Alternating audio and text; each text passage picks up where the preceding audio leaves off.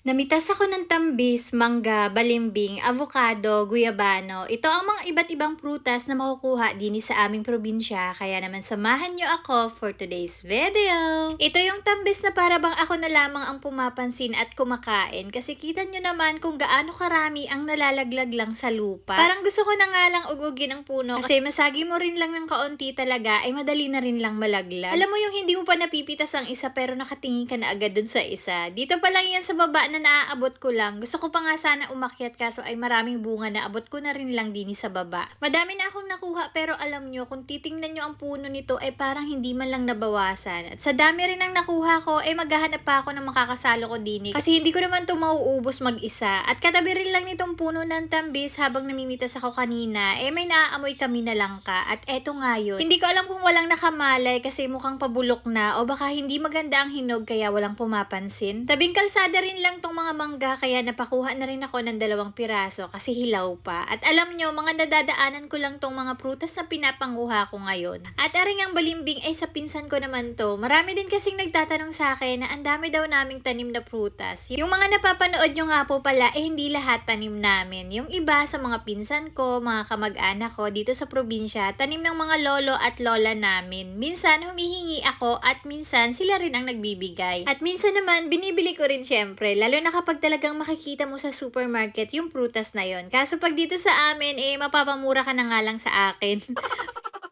At isa pa sa kagustuhan ko ay ako pa mismo ang pumipitas. Pero alam nyo, madalas talaga sa mga napipitas ko ay hindi din patok ba sa palengke. Tulad ng tambis, balimbing, parang wala din namang bibili. At kadalasan din, yung ibang mga prutas dito, ako na lang din ang pumapansin kasi ang ibang mga bata parang hindi na rin nila hilig. At kita nyo naman, balimbing lang ang hinihingi ko kanina pero nagpatuka pa ako ng manok dyan tapos may merienda pa. At aring ang mga avocado ay dito naman ito sa amin. Ang dami ko na nga rin napitas dito at dahil napakamura rin lang nito kapag ibinenta kaya pinapamigay na rin lang. Ang dami pa rin sanang guyabano pa dito kung iikutin ko pa ang mga puno pero sa ngayon ay ito na nga lamang muna, tama na ang isa. At eto ang lahat ang mga napanguha ko ngayong araw. Isang bilaong iba't ibang prutas na naman to na papaghalo-haluin natin sa tiyan. Ready na nga rin ang asin at una kong kinain dyan ay aring mangga at alam nyo basta hilaw na mangga mas gusto ko tong kainin kapag may balat pa. Hindi kasi ganun kaasin kapag kinain mo tong may balat pa lalo na at asin lamang ang sausawan. At dahil maraming prutas ngayon sa harap ko at para matikman ko pa ang iba kaya hindi ko na muna inubos ang mangga. Ang dami ko na nga ring nakain na tambis kanina habang namimitas. At alam nyo ba, ang sikreto ko para mahinog agad ang avocado mamaya pag uwi ko ng bahay ay sa bigasan ko na yan ilalagay. At eto nga yung balimbing na kinakain ko na rin kanina sa puno kasi sobrang tamis talaga niyan. Bakit ganun ano? Pag matamis na yung kinakain mo, hinahanap ko naman ngayon ay yung maasim na balimbing. Wala na kasi talaga akong makita nun dito sa amin. Puro matatamis na lang na balimbing ang mga nakikita ko ngayon. Isa-isa ko na nga rin pinakilala aring ibang prutas din sa mga bata at naku, ano daw baga aring kulay pula.